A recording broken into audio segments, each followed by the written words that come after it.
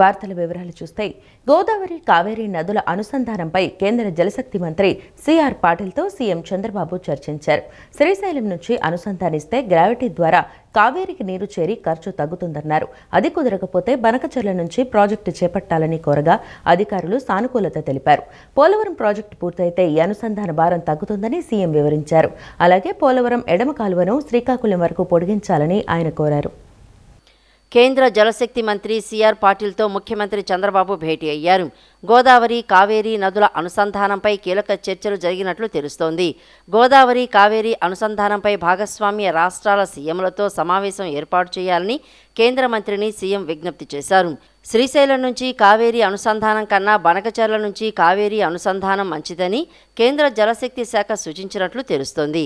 దేశ ప్రయోజనాలను దృష్టిలో పెట్టుకుని జలశక్తి శాఖ అన్ని రాష్ట్రాలు భాగస్వామ్య పక్షాలతో ప్రత్యేక సమావేశం ఏర్పాటు చేయాలని చంద్రబాబు కోరారు. సముద్రంలోకి నీరు పోవడం కంటే ఉపయోగంలోకి వస్తే బాగుంటుందని కేంద్ర జలశక్తి మంత్రికి సీఎం సూచించారు. అన్ని రాష్ట్రాలను ఒప్పిస్తే కేంద్ర ప్రతిపాదనతో తనకు అభ్యంతరం లేదని, అందుకోసం ప్రత్యేక సమావేశం ఏర్పాటు చేయాలని చంద్రబాబు కోరగా ఇందుకు కేంద్ర జలశక్తి శాఖ అంగీకరించినట్లు తెలుస్తోంది. ఎల్నినో ప్రభావంతో తాగునీటి ఎద్దడి తలెత్తకుండా ముందస్తు చర్యలు చేపట్టాలని, ముఖ్యంగా పల్నాడు, ప్రకాశం జిల్లాల్లో ప్రాజెక్టులను వేగవంతం చేయాలని ఉప ముఖ్యమంత్రి పవన్ కళ్యాణ్ అధికారులను ఆదేశించారు.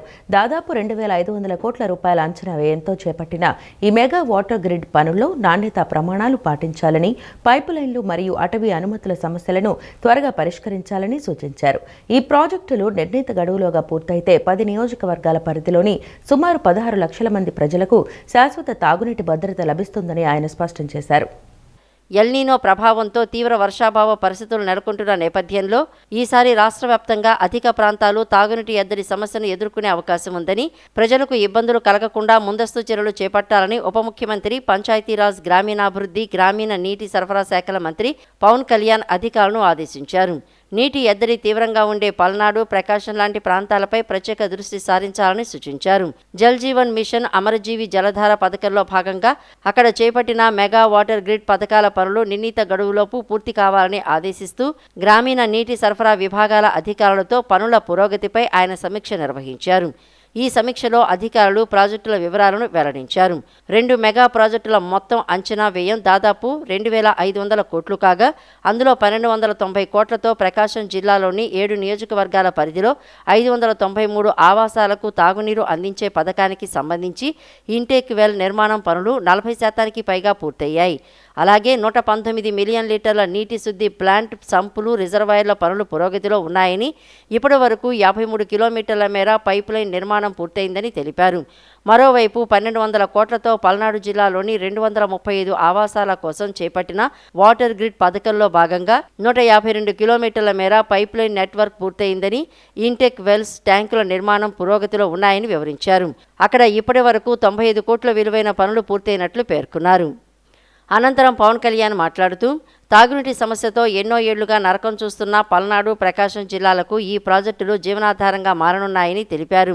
కూటమి ప్రభుత్వం ఈ ప్రాజెక్టులను అత్యంత ప్రతిష్టాత్మకంగా తీసుకుందని, పైపులైన్ల నిర్మాణం, అటవీ అనుమతుల వంటి సమస్యలను తక్షణమే పరిష్కరించి పనుల వేగాన్ని పెంచాలని సూచించారు. నిర్మాణ నాణ్యత విషయంలో ఎలాంటి రాజీ పడకూడదని, భుజం శస్త్రచికిత్స నుంచి కోలుకున్న తర్వాత తాను స్వయంగా క్షేత్రస్థాయిలో పర్యటించి పనుల నాణ్యతను పరిశీలిస్తానని స్పష్టం చేశారు.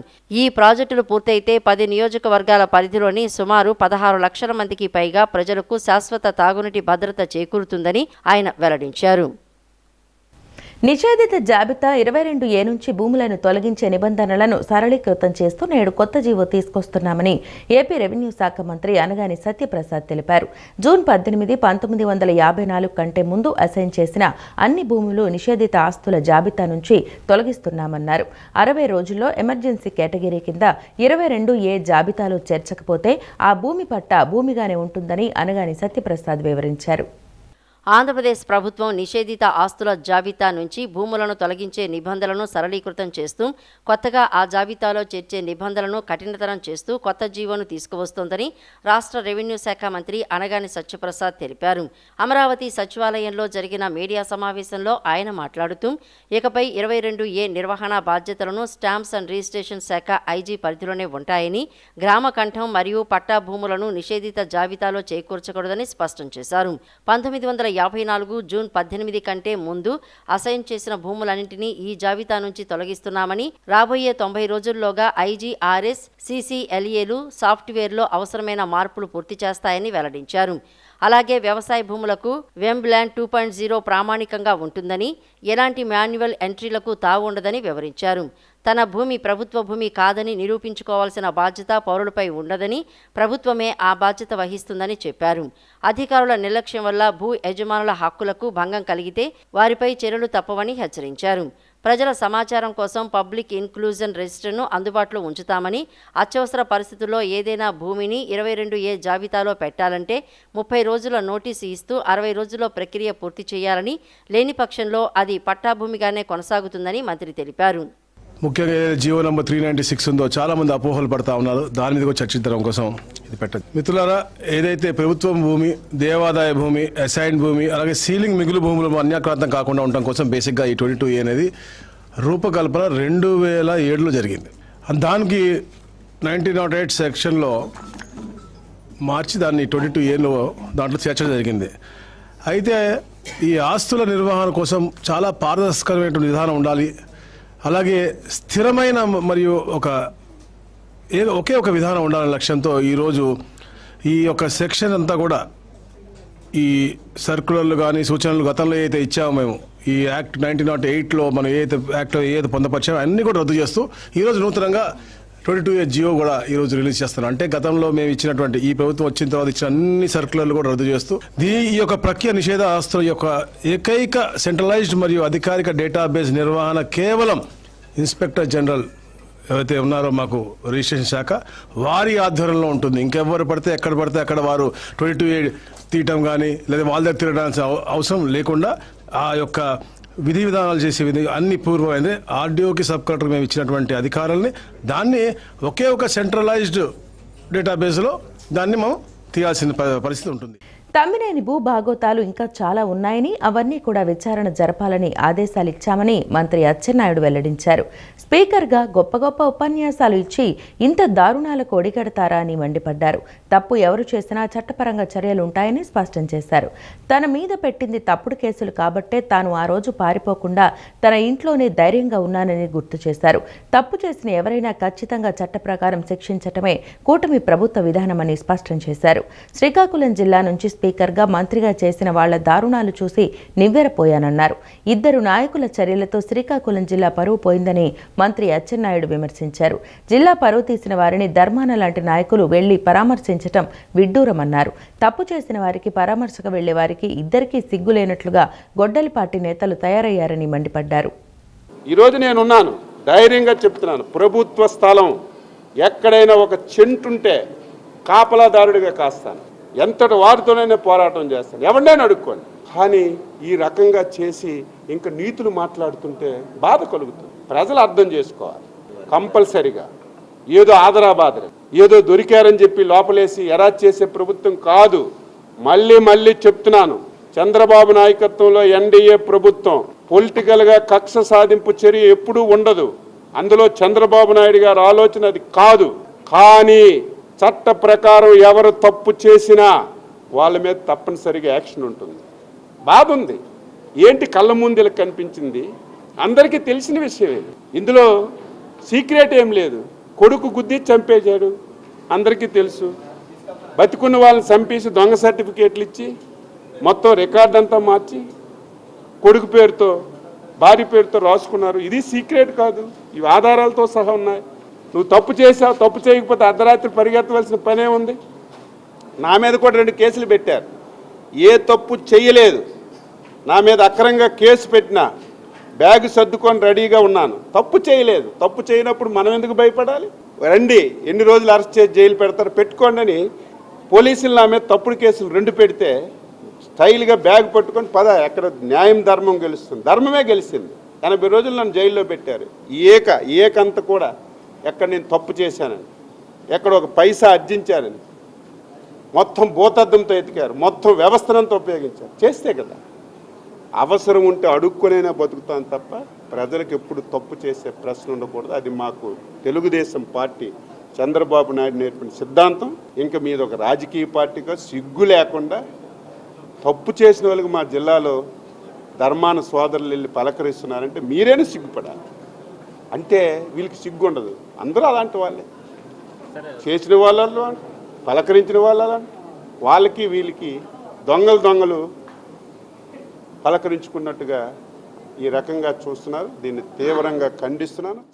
భోగాపురం అంతర్జాతీయ విమానాశ్రయం ప్రారంభోత్సవ ఏర్పాట్లపై వెలగపూడి సచివాలయంలో మంత్రులు, ఉన్నతాధికారులు మరియు విజయనగరం జిల్లా యంత్రాంగంతో ఉన్నత స్థాయి సమీక్ష సమావేశం నిర్వహించారు. కార్యక్రమాన్ని దిగ్విజయం చేసేందుకు అన్ని శాఖలు పూర్తి సమన్వయంతో ముందుకు సాగాలని మంత్రులు సూచించారు. ఈ చారిత్రాత్మక ఘట్టంతో ప్రజలను పెద్ద ఎత్తున భాగస్వాములను చేస్తూ సభను విజయవంతం చేయాలని పిలుపునిచ్చారు. భోగాపురం అంతర్జాతీయ విమానాశ్రయం ప్రారంభోత్సవ ఏర్పాట్లపై వెలగపూడి సచివాలయంలో మంత్రులు, ఉన్నతాధికారులు మరియు విజయనగరం జిల్లా యంత్రాంగంతో ఉన్నత స్థాయి సమీక్షా సమావేశం నిర్వహించారు. ఈ వేడుకకు ప్రధానమంత్రి నరేంద్ర మోడీ హాజరవుతున్న నేపథ్యంలో కూటమి ప్రభుత్వం ఈ కార్యక్రమాన్ని అత్యంత ప్రతిష్టాత్మకంగా తీసుకుంది. కార్యక్రమాన్ని దిగ్విజయం చేసేందుకు అన్ని శాఖలు పూర్తి సమన్వయంతో ముందుకు సాగాలని మంత్రులు సూచించారు. సమావేశంలో ప్రధానంగా జన సమీకరణ, ప్రజలకు ఆహార వసతి, వాహనాల పార్కింగ్ మరియు రవాణా సదుపాయాల కల్పన వంటి కీలక అంశాలపై కూలంకషంగా చర్చించారు. ఈ చారిత్రాత్మక ఘట్టంలో ప్రజలను పెద్ద ఎత్తున భాగస్వాములను చేస్తూ సభను విజయవంతం చేయాలని పిలుపునిచ్చారు. ఈ సమావేశంలో మంత్రులు అచ్చెన్నాయుడు, పి నారాయణ, పయ్యావుల కేశవ్, బీసీ జనార్దన్ రెడ్డి, అనగాని సత్యప్రసాద్, డోలా శ్రీ బాల వీరాంజనేయ స్వామి, మండిపల్లి రాంప్రసాద్ రెడ్డి, వంగలపూడి అనిత, సత్యకుమార్ యాదవ్, గుమ్మడి సంజారాణి, కొల్లు రవీంద్ర, గొట్టిపాటి రవికుమార్లతో పాటు special CS empty Krishnababu, TDP రాష్ట్ర అధ్యక్షుడు పల్లా శ్రీనివాస్, బీజేపీ రాష్ట్ర అధ్యక్షుడు పివిఎన్ మాధవ్, ఎమ్మెల్సీలు Beeda Ravichandra Yadav, Satyanarayana Raju, Hariprasad, maritime board chairman Damacharla Satya మరియు ఇతర ఉన్నతాధికారులు పాల్గొన్నారు. సచివాలయంలో ఉద్యోగ సంఘాల ప్రతినిధులతో మంత్రివర్గ ఉపసంఘం సుమారు 4 గంటల పాటు సుదీర్ఘంగా సమావేశమైంది. ఈ భేటీలో మంత్రులు పయ్యావుల కేశవ్, సత్యకుమార్ యాదవ్, అనగాని సత్యప్రసాద్ నేరుగా పాల్గొనగా నాదెండ్ల మనోహర్ వర్చువల్గా హాజరయ్యారు. 21 ఉద్యోగ సంఘాలకు చెందిన నాయకులు మంత్రులను కలిసి పీఆర్సీ, మధ్యంతర భృతి, పెండింగ్ డీఏల విడుదల మరియు నగదు రహిత వైద్య సేవల అమలు వంటి ప్రధాన సమస్యలపై వినతిపత్రాలు సమర్పించారు. ఆంధ్రప్రదేశ్ సచివాలయంలో 21 ఉద్యోగ సంఘాల ప్రతినిధులతో మంత్రివర్గ ఉపసంఘం దాదాపు 4 గంటల పాటు సుదీర్ఘంగా సమావేశమైంది. ఉద్యోగుల సమస్యలపై కూలంకషంగా చర్చించేందుకు ప్రతి సంఘానికి విడివిడిగా సమయం కేటాయించిన మంత్రులు వారి ఆవేదనలను ప్రత్యేకంగా విన్నారు. ఈ సందర్భంగా ఉద్యోగ సంఘాల నాయకులు ప్రధానంగా పీఆర్సీ ఏర్పాటు, మధ్యంతర భృతి ప్రకటించడం, దీర్ఘకాలంగా పెండింగ్లో ఉన్న డీఏల విడుదల మరియు ఉద్యోగులు ఎదుర్కొంటున్న ఆరోగ్య సమస్యల దృష్ట్యా నగదు రహిత వైద్య సేవలు పక్కా అమలు వంటి అంశాలను మంత్రుల దృష్టికి తీసుకువెళ్లి వినతి పత్రాలు అందజేశారు. ఈ కీలక భేటీలో రాష్ట్ర ఆర్థిక ప్రణాళిక శాఖ మంత్రి పయ్యావుల కేశవ్, వైద్య ఆరోగ్య శాఖ మంత్రి సత్యకుమార్ యాదవ్, రెవెన్యూ శాఖ మంత్రి అనగాని సత్యప్రసాద్ నేరుగా పాల్గొనగా పౌర సరఫరాల శాఖ మంత్రి నాదెండ్ల మనోహర్ వర్చువల్ విధానంలో హాజరయ్యారు. ప్రభుత్వ యంత్రాంగం తరపున సిఎస్జి సాయి ప్రసాద్తో పాటు ప్రత్యేక ప్రధాన కార్యదర్శులు ఎస్ఎస్ రావత్, శశిభూషణ్ కుమార్, ఎంటీ కృష్ణబాబు, ముఖ్య కార్యదర్శి ఎస్ఎస్ సురేష్ కుమార్, కార్యదర్శులు వినయ్ చంద్, వీరపాండ్యన్ తదితర ఉన్నతాధికారులు పాల్గొన్నారు. ఉద్యోగుల తరపున సచివాలయ ఉద్యోగుల సంఘం అధ్యక్షుడు రామకృష్ణ, ఏపీ ఎన్జీఓ అధ్యక్షుడు విద్యాసాగర్, అమరావతి జేఏసీ అధ్యక్షుడు బొప్పరాజు వెంకటేశ్వర్లు, ఏపీ ప్రభుత్వ ఉద్యోగుల సంఘం అధ్యక్షుడు కె సూర్యనారాయణతో పాటు పలువురు ఇతర సంఘాల అధ్యక్షులు, ప్రధాన కార్యదర్శులు ఈ సమావేశంలో పాల్గొని తమ డిమాండ్లను స్పష్టంగా వివరించారు. చాలా స్పష్టంగా ఏపీజేఏసీ అమరావతి పక్షాన ఆర్థికేతర అంశాలు ఈ ప్రభుత్వం దృష్టి పెట్టినప్పటికీ ఆర్థిక పరమైన అంశంలో గత 2 సంవత్సరాలుగా ఎటువంటి బెనిఫిట్స్ రాకుండా ఉన్నాయి. ప్రధానంగా 3 సంవత్సరాలుగా తీవ్రంగా నష్టపోతున్నటువంటి పీఆర్సీ కమిషనర్ నియామకం చేయకపోవడం అనేది బాధాకరమని, కనీసం కమిషనర్ అపాయింట్మెంట్ చేయలేదు కాబట్టి ఉద్యోగుల్లో అనుమానాలు వస్తున్నాయని, పక్కన తెలంగాణ ప్రభుత్వం వారి ఉద్యోగులకి 3 సంవత్సరాలుగా పీఆర్సీ ఆలస్యమైనందున ఐఆర్ మధ్యంతర భృతి ఇస్తూ ఉంటే ఈ ప్రభుత్వం మంచి ఐఆర్ ఇస్తానని చెప్పని కూడా కూటమి మేనిఫెస్టోలో పెట్టి కూడా ₹1 కూడా ఈరోజు కూడా ప్రకటించకపోవటం బాధాకరమని స్పష్టం చేయడం జరిగింది.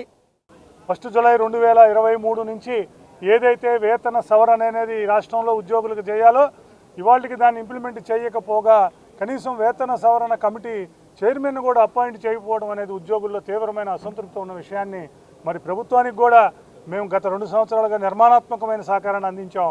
మరి ప్రభుత్వం వచ్చి 2 సంవత్సరాలైనా కూడా పీఆర్సీ కమిటీని అపాయింట్ చేయకపోవటం, మరి దానివలన ద్రవ్యోల్బణం వలన మిగతా వాటి వలన ఎంప్లాయీ పరిస్థితి ఇబ్బందిగా ఉండటం, దాంతోపాటు ఇంటీరియం రిలీఫ్ రావాల్సింది కూడా మేము పొందలేకపోవటం, అందుకని PRC committee appointment interim relief ఈ 2 కూడా చేయాలని చెప్పి గవర్నమెంట్ని అడగడం జరిగింది. దాంతోపాటు డిఏలు 4 పెండింగ్ ఉన్నాయి. వాళ్ళకి 1 జూలై నుంచి 5వ డిఏ పెండింగ్ రావాల్సిన పరిస్థితి ఉంది. సెంట్రల్ గవర్నమెంట్ 5వ డిఏని కూడా ఇప్పుడు రిలీజ్ చేసే పరిస్థితి ఉంది. అందుకని 5 డిఏలు పెండింగ్ ఉన్నాయి కాబట్టి మరి అటు పక్క ఇంటీరియం రిలీఫ్ లేక వేతన సవరణ కమిషన్ అపాయింట్ చేయక డిఏల్లో మరి కనీసం 5 డిఏల్లో మీరు డిఏలను కూడా రిలీజ్ చేయకపోవడం వల్ల ఉద్యోగులందరూ కూడా తీవ్రమైన ఇబ్బందులు ఎదుర్కొంటున్నారన్న విషయాన్ని కూడా మరి వాళ్ళ గ్రూప్ ఆఫ్ మినిస్టర్స్ దృష్టికి తీసుకెళ్ళాం. సిపిఎస్ ఇష్యూస్ అయినా కానీ ఏదైతే గవర్నమెంట్ మెమో నెంబర్ 57ని స్టేట్ గవర్నమెంట్ ఉద్యోగులు సిపిఎస్ ఉద్యోగులు వర్తింపజేసే విషయంలో కానీ ఈడిపిసి మాడ్యూల్ తీసుకొచ్చి ఉద్యోగులకు త్వరితగతిన ప్రమోషన్స్ ఇప్పించడంలో కానీ, దీంతోపాటు ఈఎస్ఆర్ రిలేటెడ్ ఇష్యూస్ కానీ, గ్రాట్యుటీని ఆన్లైన్లో సబ్మిట్ చేసే ఇష్యూ కానీ, ఏదైతే పెన్షన్ సంబంధించిన ఇష్యూస్ కూడా ఆన్లైన్లో సబ్మిట్ చేయడానికి, ఇలా ఎన్నో రకమైన ఇష్యూస్ ఈ 2 సంవత్సరాలుగా ప్రభుత్వం ఉద్యోగుల తరఫున పరిష్కారం చేయడం జరిగింది. దీంతోపాటు అనేక ప్రధానమైన సమస్యలు జీవోఎం దృష్టికి తీసుకురావడం జరిగింది. ముఖ్యంగా ఏదైతే 2023 జూలై నుంచి పీఆర్సీ ఇంప్లిమెంట్ చేయాల్సిన డేట్ ఉందో అది ఇంతవరకు ఇంప్లిమెంట్ చేయలేదు. 2 సంవత్సరాలు గడిచింది. ఉద్యోగులు చాలా అభద్రతా భావంతో ఉన్నారని గ్రూప్ ఆఫ్ మినిస్టర్ దృష్టికి తీసుకెళ్ళడం జరిగింది. అక్టోబర్ 18వ తేదీన 2025న ఏ సమస్యలు అయితే ఉన్నాయో అవే సమస్యలు ఉన్నాయనేటువంటిది మరి రాష్ట్ర ప్రభుత్వానికి గతంలో చెప్పినటువంటి సమస్యలే ఉన్నాయి. అయితే అప్పటి నుంచి ఇప్పటిదాకా రాష్ట్ర ప్రభుత్వం చేసినటువంటి కొన్ని ప్రగతికి సంబంధించేటువంటి విషయంలో రాష్ట్ర ప్రభుత్వానికి మంత్రులకి ధన్యవాదాలు కూడా తెలియజేయడం జరిగింది. 2003 డిఎస్సి కానీ, అదేవిధంగా 2004 ముందు అపాయింట్ అయినటువంటి వాళ్ళకి ఓపీఎస్ తీసుకురావడం, 60 నుంచి 62 ఏళ్ళ వరకు సంబంధించినటువంటి పబ్లిక్ సెక్టారు, గురుకులాలు, రెసిడెన్షియల్ కాలేజీల్లో ఉన్నటువంటి వారికి పదవీ విరమణ వయస్సును పెంచడం అనేటువంటిది మరి ఇవి చేసినటువంటి దానికి ప్రత్యేకంగా ధన్యవాదం తెలియజేశాం. మచిలీపట్నం నగరంలో ప్రజలకు ఆహ్లాదకర వాతావరణాన్ని అందించేందుకు మరొక బృహత్తర ప్రాజెక్టును చేపడుతున్నట్లు రాష్ట్ర గనులు అటవీ శాఖ మంత్రి కొల్లు రవీంద్ర తెలిపారు. త్వరలోనే న్యాయపరమైన సమస్యలను అధిగమించి అర్బన్ ఫారెస్ట్ను అందుబాటులోకి తెస్తామని ధీమా వ్యక్తం చేశారు. దీంతో పాటు నగరంలోని మున్సిపల్ పార్కులను అన్ని విధాల అభివృద్ధి చేస్తామని స్పష్టం చేశారు. మచిలీపట్నం నగరంలో ప్రజలకు ఆహ్లాదకర వాతావరణాన్ని అందించేందుకు మరొక బృహత్తర ప్రాజెక్టును చేపడుతున్నట్లు రాష్ట్ర గనులు అటవీ శాఖ మంత్రి కొల్లు రవీంద్ర తెలిపారు. 13వ డివిజన్లోని ప్రభుత్వ ఆసుపత్రి రోడ్లో మొక్కలు నాటే కార్యక్రమంలో పాల్గొన్న ఆయన మచిలీపట్నం ముఖద్వారం 18 ఎకరాల మడుగు స్పోరంబోకు భూమిని గుర్తించి అర్బన్ ఫారెస్ట్ ఏర్పాటుకు ప్రతిపాదనలు సిద్ధం చేశామని వెల్లడించారు. అయితే కొందరు వైసీపీ నాయకులు కోర్టులో కేసులు వేస్తూ ఈ అభివృద్ధికి అడ్డంకులు సృష్టిస్తున్నారని ఆగ్రహం వ్యక్తం చేశారు. త్వరలోనే ఈ న్యాయపరమైన సమస్యలను అధిగమించి అర్బన్ ఫారెస్ట్ అందుబాటులోకి తెస్తామని ధీమా వ్యక్తం చేశారు. దీంతో పాటు నగరంలోని మున్సిపల్ పార్కులను అన్ని విధాలా అభివృద్ధి చేస్తున్నామని, ప్రధాన మున్సిపల్ పార్కుతో పాటు బందరుకోట రోడ్డులోని పైలాన్ పార్కును కూడా ఆధునీకరిస్తున్నట్లు మంత్రి పేర్కొన్నారు. కాగా రాష్ట్ర స్థాయి క్లీన్ స్వీప్ పోటీల్లో మచిలీపట్నం మున్సిపల్ కార్పొరేషన్ ప్రథమ బహుమతి సాధించడం పట్ల ఆయన సంతోషం వ్యక్తం చేస్తూ అధికారులు, సిబ్బందిని అభినందించారు. గతంలో డ్రైనేజీల మీద ఉన్నటువంటి ఆక్రమణలన్నీ కూడా తొలగించడం వల్ల ఇవాళ డ్రైనేజ్ వర్క్లు కూడా జరుగుతూ ఉన్నాయి. దానివల్ల అటు నిధులు కూడా వచ్చినాయి, మనకి వాళ్ళ ఫండ్స్ కూడా వచ్చినాయి. అలాగే కొన్ని పబ్లిక్ ప్లేసెస్ కూడా డెవలప్ చేస్తున్నాం. ధర్మాన్ చెరువు అని, అలాగే 3 పిల్లర్ సెంటర్లో ఒక అర్బన్ ఫారెస్ట్ కూడా ప్లాన్ చేస్తున్నాం. అంటే కొన్ని ఆటంకాలు కలిగిస్తారు కొంతమంది కావాలని ఉద్దేశపూర్వకంగా, అవి నిర్మాణానికి కానీ దేనికి అనుకూలంగా ఉండవు. అది మడుగు పోరంబోకు అని తెలిసినా కూడా దాన్ని కొంతమంది రాజకీయ నాయకులు కూడా వెనకుండి దాన్ని ప్రోత్సహిస్తూ ఉన్నారు. ఇవాళ అది ఒక అర్బన్ ఫారెస్ట్ కింద చేసి పట్టణానికి ఒక సుందరంగా ఉండే విధంగా ఎంటర్ అవ్వగానే ఒక అందంగా కనపడే విధంగా చేయాలని ప్లాన్ చేస్తున్నాం. కోర్టులో చిన్న ఆటంకులు ఉన్నాయి, అవి కూడా త్వరలోనే తొలగించి దగ్గర ఒక 18 ఎకరాలు అర్బన్ ఫారెస్ట్ చేసి పబ్లిక్ కూడా అక్కడికి వెళ్ళడానికి. ఎందుకంటే మనకు ఉన్నటువంటి పార్క్ మనకి ఒకటే పార్క్, పెద్ద పార్క్ ఉంది. అలాగే ఇంకా చిన్న పార్క్స్ కూడా డెవలప్ చేస్తాం. ఇప్పుడు రైల్వే స్టేషన్ దగ్గర కూడా పైలాన్ పార్క్, దాన్ని కూడా దగ్గర ₹1 కోటి పెట్టి మరి అయిపోవచ్చింది దగ్గర. బడుగు బలహీన వర్గాల పిల్లలు ఉన్నత చదువులు చదువుకోవాలనే లక్ష్యంతో కూటమి ప్రభుత్వం విజయవంతంగా 2వ ఏడాది తల్లికి వందన పథకం నిధులను జమ చేసిందని టీడీపీ పొలిట్ బ్యూరో సభ్యుడు కాలవ శ్రీనివాసులు తెలిపారు. గతంలో ఇంట్లో ఎంతమంది పిల్లలున్నా అమ్మఒడి ఇస్తామని చెప్పి అధికారంలోకి వచ్చిన జగన్ 5 ఏళ్ల పాలనలో కేవలం 4 సార్లు మాత్రమే 42 లక్షల మందికి పరిమితం చేసి మోసం చేశారన్నారు. 2 ఏళ్లలో 2వసారి విజయవంతంగా నిధులు అందించినందుకు సీఎం చంద్రబాబు, విద్యాశాఖ మంత్రి నారా లోకేష్లకు కాలవ శ్రీనివాసులు ధన్యవాదాలు తెలిపారు. బడుగు బలహీన వర్గాల పిల్లలు ఉన్నత చదువులు చదువుకోవాలనే లక్ష్యంతో కూటమి ప్రభుత్వం విజయవంతంగా 2వ ఏడాది తల్లికి వందనం పథకం నిధులను జమ చేసిందని టీడీపీ పొలిట్ బ్యూరో సభ్యులు కాలవ శ్రీనివాసులు తెలిపారు. టీడీపీ కేంద్ర కార్యాలయంలో నిర్వహించిన మీడియా సమావేశంలో ఆయన మాట్లాడుతూ గత ప్రభుత్వంలో బటన్లు నొక్కినా లబ్ధిదారులకు డబ్బులు జమ కాలేదని విమర్శించారు. సీఎం చంద్రబాబు, విద్యాశాఖ మంత్రి నారా లోకేష్ నేతృత్వంలో అవినీతికి తావు లేకుండా చెప్పిన సమయానికి నిధులు మంజూరు చేశామని చెప్పారు. ఈ పథకం ద్వారా మొత్తం 42,70,842 మంది తల్లుల ఖాతాల్లో 10,120 కోట్లు జమ చేసి 67,47,190 మంది విద్యార్థులకు లబ్ధి చేకూర్చామని స్పష్టం చేశారు. అదనంగా 17,000 మంది అంగన్వాడీ పిల్లలకు కూడా ఈ పథకాన్ని వర్తింపచేసినట్లు వెల్లడించారు. గతంలో ఇంట్లో ఎంతమంది పిల్లలున్నా అమ్మఒడి ఇస్తామని చెప్పి అధికారులకి వచ్చిన జగన్ 5 ఏళ్ల పాలనలో కేవలం 4 సార్లు మాత్రమే 42 లక్షల మందికి పరిమితం చేసి దాదాపు 25 లక్షల మంది విద్యార్థులను మోసం చేశారని ఆయన ఆరోపించారు. కూటమి ప్రభుత్వం ఇచ్చిన సూపర్ 6 హామీలను నెరవేరుస్తూ ఇంట్లో ఎంతమంది పిల్లలున్నా అందరికీ తల్లికి వందనం వర్తింపచేస్తోందని పేర్కొన్నారు. ముఖ్యమంత్రి నారా చంద్రబాబు నాయుడు గారి సారథ్యంలో విద్యాశాఖ మంత్రి నారా లోకేష్ బాబు గారి ఆధ్వర్యంలో జమ చేస్తూ ఉంది.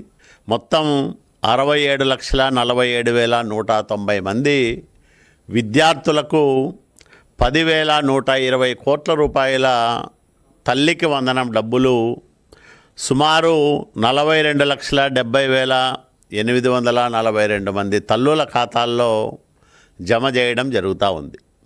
చంద్రబాబు నాయుడు గారి నాయకత్వంలో ఆంధ్రప్రదేశ్ రాష్ట్రంలో నడుస్తున్న కూటమి ప్రభుత్వమే అని మేము గర్వంగా చెప్పుకుంటా ఉన్నాం. ఎందుకంటే నిరుపేద విద్యార్థులు వారి తల్లిదండ్రులకు 2-3 పిల్లలున్న సందర్భాల్లో కొంతమంది చదువుకు దూరమయ్యే ప్రమాదం ఉండేది. కానీ ఎంతమంది పిల్లల్ని బడికి పంపిస్తే అంతమందికి తల్లికి వందనం డబ్బులు ఇస్తామని ఎన్నికల్లో సూపర్ 6లో భాగంగా ఇచ్చిన హామీ మేరకు నిక్కచ్చిగా ఆ హామీని నిబద్ధతతో అమలు చేస్తున్న ప్రభుత్వం చంద్రబాబు నాయుడు గారి ప్రభుత్వం. గతంలో 2019 ఎన్నికల సందర్భంలో జగన్మోహన్ రెడ్డి ఒక శుష్క వాగ్దానం చేశాడు. ఆయన కుటుంబ సభ్యులు ప్రజల మధ్యకి వెళ్ళి మీ ఇంట్లో ఎంతమంది పిల్లలుంటే అంతమంది పిల్లలకు అమ్మఒడి ఇస్తామని నమ్మబలికి ఓట్లేయించుకొని అధికారంలోకి వచ్చిన తర్వాత ఆ తల్లులకు వెన్నుపోటు పొడిచిన వ్యక్తి వైసీపీ అధినేత జగన్మోహన్ రెడ్డి. బెజవాడ కనకదుర్గమ్మ ఆలయానికి భారీ ఆదాయం లభించింది. విజయవాడలోని ఇంద్రకీలాద్రిపై వెలిసిన దుర్గా మల్లేశ్వర స్వామి ఆలయంలో హుండీలను ఈ రోజు లెక్కించారు. ఈ కార్యక్రమం ఆలయ ఈవో సీనా నాయక్ పర్యవేక్షణలో నిర్వహించారు. హుండీలను లెక్కించగా భక్తులు సమర్పించిన విరాళాల ద్వారా భారీ ఆదాయం లభించింది. హుండీల ద్వారా 3,31,38,014 రూపాయలు ఆదాయం సమకూరింది. అలాగే 280 గ్రాముల బంగారం, 4 కిలోల 300 గ్రాముల వెండితో పాటు వివిధ దేశాలకు చెందిన విదేశీ కరెన్సీలు హుండీలు కూడా భక్తులు సమర్పించారు. హుండీ లెక్కింపు కార్యక్రమాన్ని పారదర్శకంగా పూర్తి చేసినట్లు అధికారులు వెల్లడించారు. నగదు, బంగారం, వెండి రూపంలో భక్తులు సమర్పించిన కానుకలు ఆలయ అభివృద్ధి, ధార్మిక కార్యక్రమాల నిర్వహణకు వినియోగించనున్నట్లు సమాచారం. కనకదుర్గమ్మ దర్శనానికి రాష్ట్రంతో పాటు దేశంలోని వివిధ ప్రాంతాల నుంచి పెద్ద సంఖ్యలో భక్తులు తరలివస్తుండటంతో ఆలయ ఆదాయం కూడా గణనీయంగా పెరుగుతోంది. తాజాగా హుండీ లెక్కింపులో నమోదైన 3,31,00,000 ఆదాయం ఆలయానికి భక్తుల నుంచి లభిస్తున్న విశేష ఆదరణకు నిదర్శనంగా నిలిచింది. వ్యర్థాలను కేవలం పారవేయాల్సిన చెత్తగా కాకుండా విలువైన వనరులుగా మార్చే దిశగా చేపడుతున్న వేస్ట్ టు వెల్త్ కార్యక్రమాలను మరింత విస్తరించి సమర్థవంతంగా అమలు చేయాలని విజయవాడ నగరపాలక సంస్థ కమిషనర్ ధ్యానచంద్ర అధికారులను ఆదేశించారు. అలాగే సాలిడ్ వేస్ట్ మేనేజ్మెంట్ రూల్స్ 2026 ప్రకారం ప్రతి ఇంటి వద్దనే తడి, పొడి, గృహ ప్రమాదకర, శానిటరీ వ్యర్థాలను వేర్వేరుగా అందించేలా ప్రజల్లో విస్తృత అవగాహన కల్పించాలని సూచించారు. వ్యర్థాలను కేవలం పారవేయాల్సిన చెత్తగా కాకుండా విలువైన వనరులుగా మార్చే దిశగా చేపడుతున్న వేస్ట్ టు వెల్త్ కార్యక్రమాలను మరింత విస్తరించి సమర్థవంతంగా అమలు చేయాలని విజయవాడ నగరపాలక సంస్థ కమిషనర్ ధ్యానచంద్ర అధికారులను ఆదేశించారు. పర్యటనలో భాగంగా అజిత్ సింగ్ నగర్లో గల ఎక్సెల్ ప్లాంట్లోని గార్బేజ్ ట్రాన్స్ఫర్ స్టేషన్లో ఘన వ్యర్థాల నిర్వహణను క్షేత్రస్థాయిలో పరిశీలించారు. ఈ సందర్భంగా కమిషనర్ మాట్లాడుతూ విజయవాడ నగరపాలక సంస్థ ఘన వ్యర్థాల నిర్వహణలో రాష్ట్రానికి ఆదర్శంగా నిలిచేలా పలు వినూత్న కార్యక్రమాలను అమలు చేస్తోందన్నారు. తడి వ్యర్థాలతో సేంద్రియ ఎరువుల తయారీ, పొడి వ్యర్థాల రీసైక్లింగ్, కొబ్బరి పీచు వ్యర్థాలతో ఎరువులు, మ్యాట్రెస్లు, పెన్సిళ్ల తయారీ, పూల వ్యర్థాలతో అగరబత్తుల తయారీ, నిర్మాణ మరియు కూల్చివేత వ్యర్థాలతో పవర్ బ్లాక్స్, ఇటుకలు, ఇతర నిర్మాణ సామాగ్రి తయారీ, బయోమెథనైజర్ ద్వారా వ్యర్థాల నుంచి ఇంధన ఉత్పత్తి వంటి కార్యక్రమాలు విజయవంతంగా కొనసాగుతున్నాయని తెలిపారు.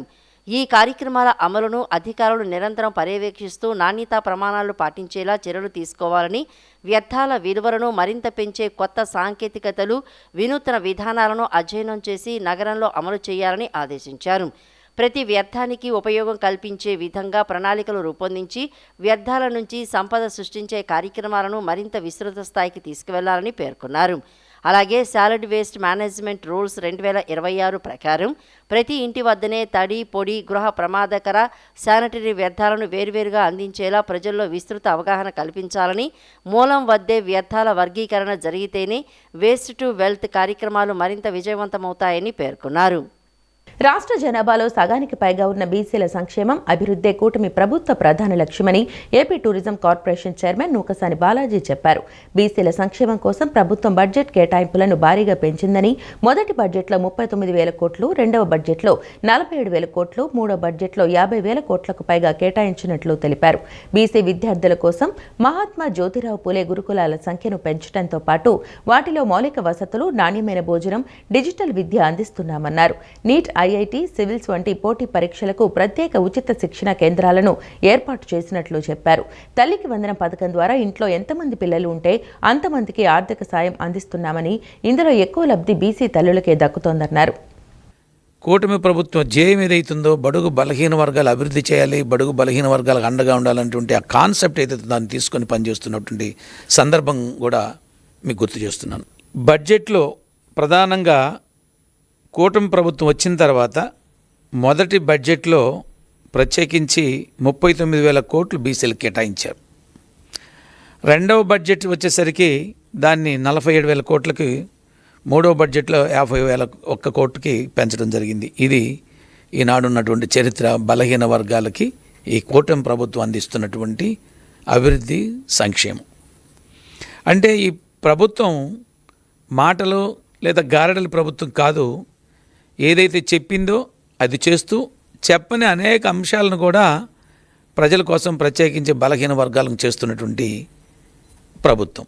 బలహీన వర్గాల్లో కూడా ఈ తెలుగుదేశం పార్టీ ఆవిర్భావం ఏదైతే జరిగిందో ఆ రోజు నుంచి రాజకీయంగా కానీ, విద్యాపరంగా కానీ, చైతన్యవంతంగా కానీ, వృత్తిపరంగా లేదా ఉద్యోగాల్లో అన్ని అవకాశాలు కల్పించినట్టు తెలుగుదేశం పార్టీ తర్వాత 2024 ఎన్నికల్లో కూటమి ప్రభుత్వం ఏర్పడి ఏదైతే తెలుగుదేశం ఆవిర్భావం జరుగుతుందో కూటమి కట్టిన తర్వాత కూటమి పార్టీలు కూడా అదే కాన్సెప్ట్తో ఇవాళ పనిచేస్తున్న సందర్భం కూడా మీ దృష్టికి తీసుకొస్తూ ఉన్నాను. వైసీపీ హయాంలో ఆ పార్టీ నేతలు చేసిన భారీ భూ కుంభకోణాలు, కబ్జాలపై టీడీపీ అధికార ప్రతినిధి మద్దిపట్ల సూర్యప్రకాష్ తీవ్ర స్థాయిలో ధ్వజమెత్తారు.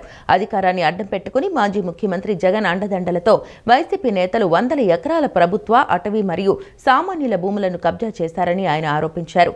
మాజీ స్పీకర్ తమ్మినేని సీతారాం కుటుంబం శ్రీకాకుళం జిల్లా చాపురంలో బతికున్న వ్యక్తిని నకిలీ డెత్ సర్టిఫికెట్ సృష్టించి ఫోర్జరీ పత్రాలతో 922 గజాల స్థలాన్ని కాజేసేందుకు యత్నించిందని విమర్శించారు.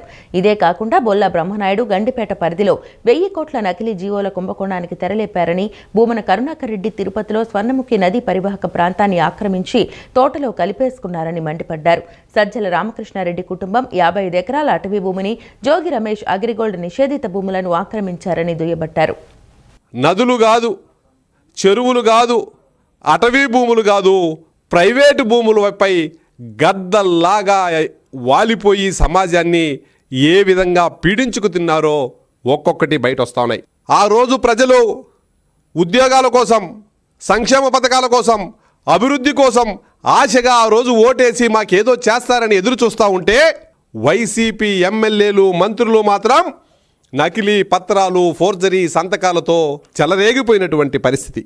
బతికున్నోళ్ళను చనిపోయినట్టు సృష్టించడం, అటవీ భూములు 100 ఎకరాలు ఆక్యుపై చేయటం, నదీ భూములను వాళ్ళ పొలాల్లో కలుపుకోవటం మనకు ఒక్కొక్కటి బయట వస్తుండేటువంటి పరిస్థితి. రీసెంట్గా బయట వచ్చిన తమ్మినేని సీతారాం గారి దగ్గర నుంచి జోగి రమేష్ గారి వరకు ఒక్కొక్కరిది ఒక చరిత్ర. అన్ని చరిత్రలు, వీళ్ళు చేసిన భూ కబ్జాల చరిత్రలు అన్నీ తెలుసుకునే ముందు 2019లో తండ్రి వయసున్నవాడు మీరు ఆదరించండి అని చెప్పి తమ్మినేని సీతారాం అనే ఆనిముత్యం గురించి వాళ్ళ అధినేత అయిన స్వాతిముత్యం చెప్పినటువంటి మాట.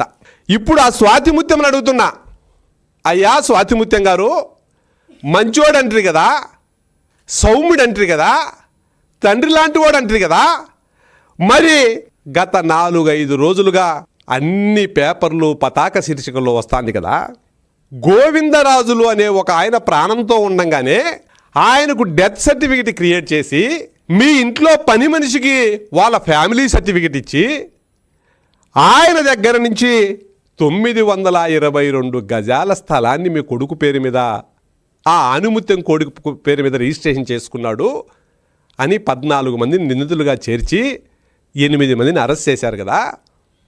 ఇప్పుడు మంచోడు, సౌమ్యుడు అని ఆ ఆనుముత్యంకు సర్టిఫికెట్ ఇచ్చిన ఈ స్వాతిముత్యం ఇప్పుడు కెమెరా ముందుకొచ్చి, ఇప్పుడు మీడియా ముందుకొచ్చి, ఆ రోజు నేను మంచోడు, సౌమ్యుడు అన్నా, ఆయన మంచోడు అంటే ముంచోవాడని నాకు తెల్లా, సౌమ్యుడు అంటే అన్నీ సర్దేస్తాడని నాకు తెల్లా, పొరపాటు చేశాను అని చెప్పి ఈరోజు ఎందుకు చెప్పలేకపోతున్నాడో ఈ స్వాతిముత్యం సమాధానం చెప్పాల.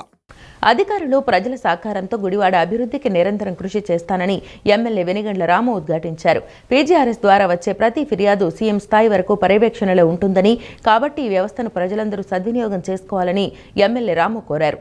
ప్రజల సమస్యలకు త్వరితగతిన పరిష్కారం లభిస్తుందని భరోసా ఇచ్చారు.